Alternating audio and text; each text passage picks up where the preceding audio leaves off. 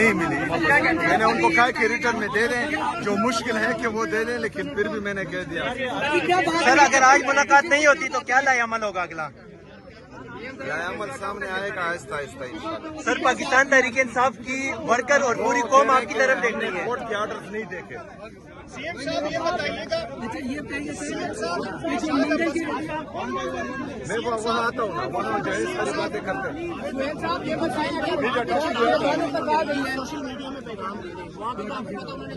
نہیں وہ کرتے ہیں نا بعد میں.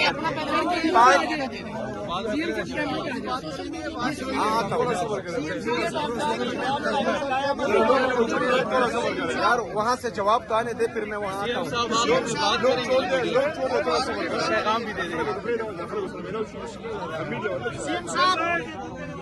افریدی صاحب ایک سوال کا جواب دیں کہ انڈیا کے ساتھ جو ہے افغانی جو حکومت ہے ان کی بات چیت شروع ہوتی ہے تجارت کے حوالے سے, تو آپ کیا سمجھتے ہیں افغان عبوری حکومت کی انڈیا کے ساتھ جو ملاقاتیں ہیں, تو آپ کو اس میں کوئی سازش کی بنیاد تھی؟ دوسرا ہے کہ ہری پور میں آپ نے جلسے میں اعلان کیا کہ یہاں پر دفاع کے اوپر آپ چڑھائی کریں گے, تو ایز اے سی ایم آپ کی جو اسٹیٹمنٹ ہے سلطان رائی کی طرح, تو آپ کیا سمجھتے ہیں کہ مودی کی طرح آپ مطلب ووٹ بینک بڑھا رہے ہیں, کیا کریں؟ میری اسٹیٹمنٹ جو ہے ہمیشہ سہیل افریدی کی ہوتی ہے, کسی اور سے کمپیئر کرنے کی ضرورت نہیں ہے.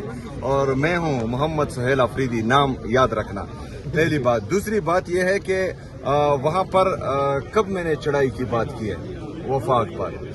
سر افغان حکومت اور نہیں, پہلے یہ آپ کہیں کہ میں نے جو ہے چڑھائی کی بات کی ہے, میں نے کس پر چڑھائی کی بات کی ہے؟ سر افغان حکومت کے بارے میں اچھا, میں یہ چاہتا ہوں, جو میری ذاتی رائے ہے, میری ذاتی رائے یہ ہے کہ پاکستان کو ہمیشہ جو ہے صرف اور صرف اپنا سوچنا چاہیے. پاکستان اس ہر ملک کے ساتھ جو ہے اچھے تعلقات رکھیں جس سے پاکستان اور پاکستانی عوام کا فائدہ ہو. یہی پالیسی جو ہے ہم نے اپنانی چاہیے. ہم نے پہلے اپنے ملک کے مفادات اور اپنی قوم کی مفادات دیکھنے ہیں, اس کے بعد جو ہے جو بھی پالیسی بنے گی تو انشاءاللہ اس میں جو ہے آپ کو خودداری بھی نظر آئے گی, اس میں آپ کو ترقی بھی نظر آئے گی, اور اس میں آپ کو امن بھی نظر آئے گا انشاءاللہ. سہیل صاحب بات آ گئی ہے, تو اس کے بعد پی ٹی آئی کے پاس کیا آپشن رہے گا؟ ابھی آپ مزید کس چیز کا انتظار کر رہے ہیں؟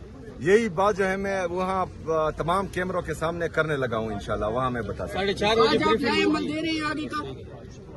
میڈیا ٹاک میں بتائیں.